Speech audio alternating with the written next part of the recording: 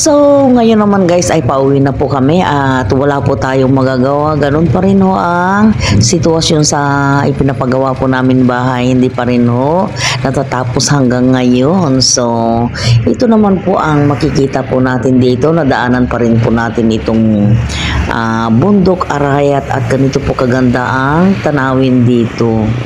Ayan. Malawak pa rin po ang napalayan ang nakapalibot po dito guys at ang harapan po nitong kalsada niya ito ay malawak din po na palayan at meron din pong mga lugawan po dito sa may gilid ng kalsada at paliwasan naman po kasi ito ay daanan po ng mga malalaking sasakyan o mga biyahero at napakarami pong mga tricycle dito sa may harapan po ng park ng Magalang Road na ito.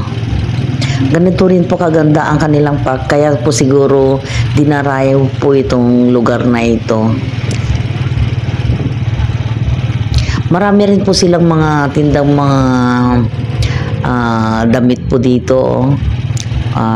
May mga ukay-ukay din po siyempre kaya kung gusto po ninyong mamili pumunta lang po kayo dito sa may Gawing Magalang Park.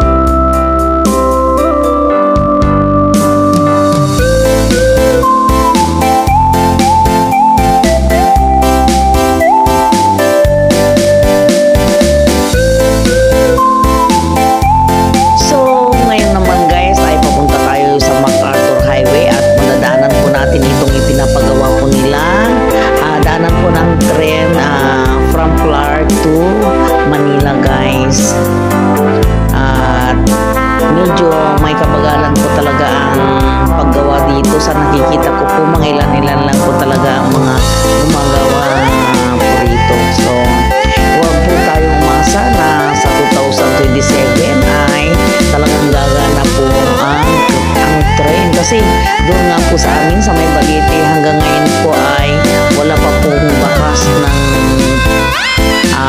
pagkaumpisa ng pagpapatayo po ng mga poste na daanan po ng train going to Manila. Ayan.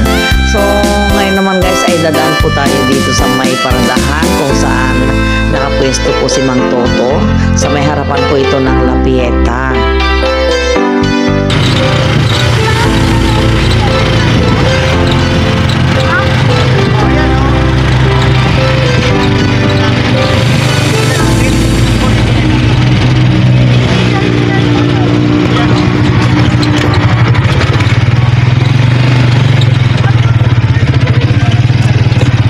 Saan tayo pupunta?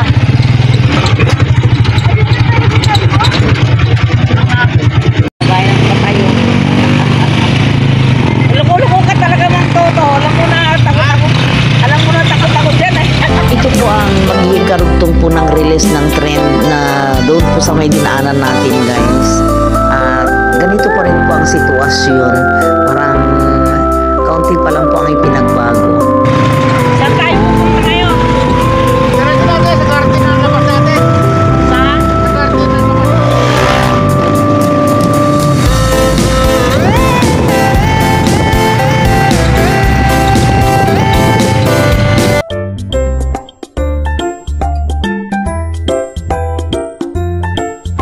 Hanggang dito na lamang guys at sana po ay nag-enjoy na naman po kayo sa bagong isinare ko sa inyo at kung nagustuhan po ninyo, pa-subscribe naman po. Bye guys!